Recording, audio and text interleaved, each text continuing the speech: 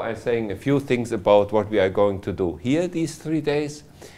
First, the structural constellations work that Insa is my wife, Insa Sparrer, and she will also be here part of the time.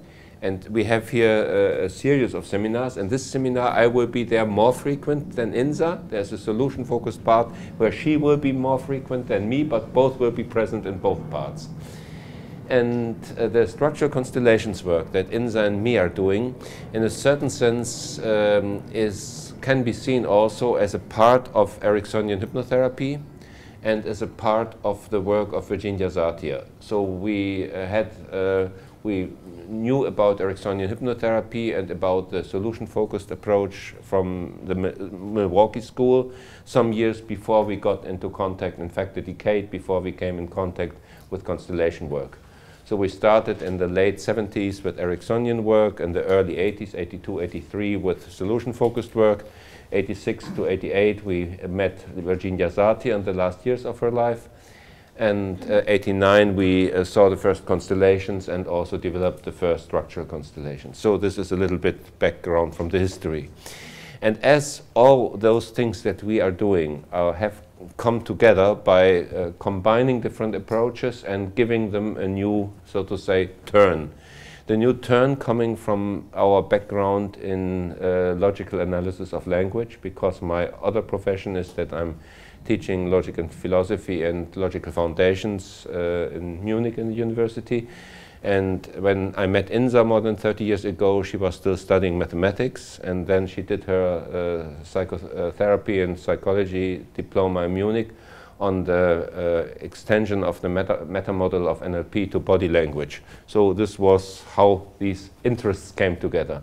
And I was at that time still working on what is called universal grammar. That is an approach that is, so to say, the opposite school to those forms of linguistics where NLP came from. So we, in one sense, had a similar idea about using a sort of universal grammar for different approaches, but we came not from transformational grammar, as Spendler and Grinder did in their original writings, but from certain parts in logical analysis of language that are known as Montague grammar and other forms. And of course, I'm not going now to teach anything about that, but I wanted to have an idea where things come from. And then it's sometimes easier also to combine them and to ask suitable questions. So one of the things that I was so glad about here was that I saw when we met Bauke in the workshops in Switzerland and in Slovenia, and when he then invited us here, that obviously in this institute already there is a lot of combination of different directions going on. And this is important for a field to stay alive and to really not just become a sort of rigid dogmatics. And so I hoped, and we already did a lot of dialogues, and I hope for more dialogues that will also inspire Insa and me to develop what we are doing further. What I'm doing here in these days, this is, as Insa and me see it, parts of the grammar and parts of the methodology of a more general language. And this more general language, we call it transverbal language.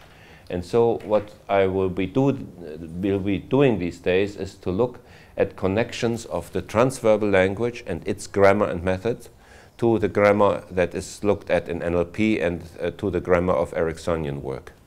And I will not teach in theory about all of that, because then we will just have a theoretical seminar, but this is rather more like having a buffet where you can taste several things and see whether you like to have more of that. So it's rather to get a taste and not a, so to say, complete systematic overview. That would be, I think, much more boring. So I'm just writing down the word transverbal language.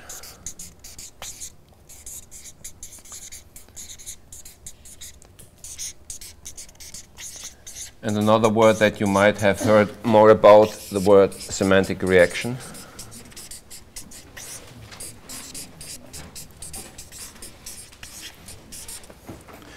And a third word, the word representational perception.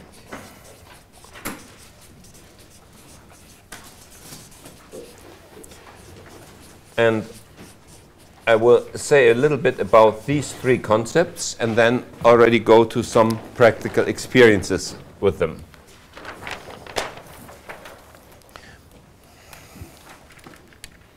How about the angle of this? Do you think it's still possible when I'm right here in this angle to read it from there?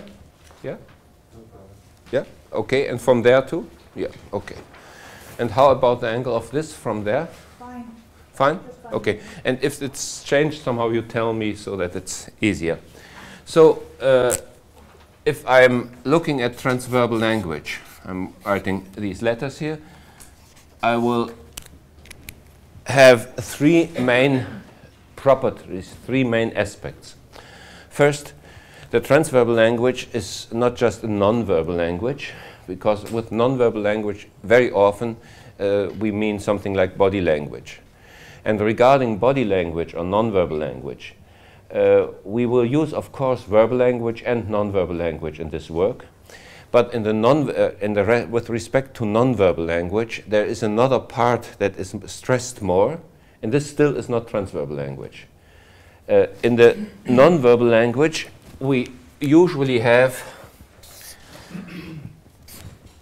what we would be calling expressive non-verbal language. And expressive means that I use it in order to express something about my state, my behavior, my intention. It could even be something like quotation marks by, for instance, by the way in which I move my body, in which I move my voice, change the tonality of my voice.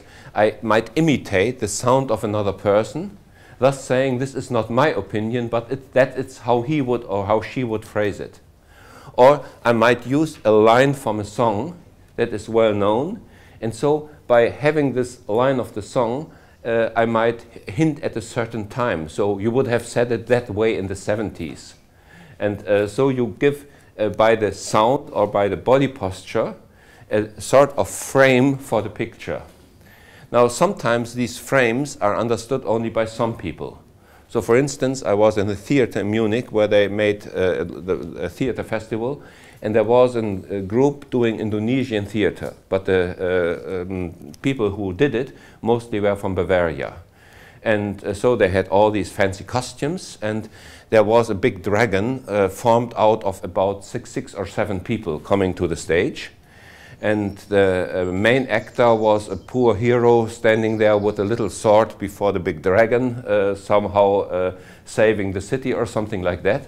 But the hero was a Bavarian actor, and he had a little dachshund, a very small dog with this back like that.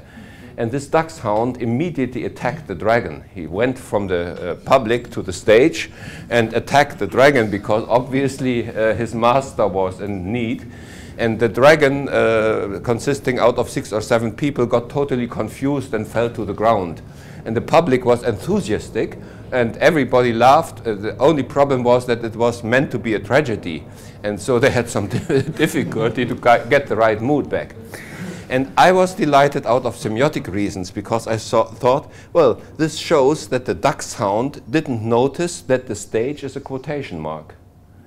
Because in the outside world, the dachshund is expected to protect his master in case of need, but not on the stage. And we, of course, if somebody says, do this or either I'll kill you, we might call the police. But if it's on a stage, you wouldn't call the police because it's, so to say, quoted. It's another reality. It's another frame.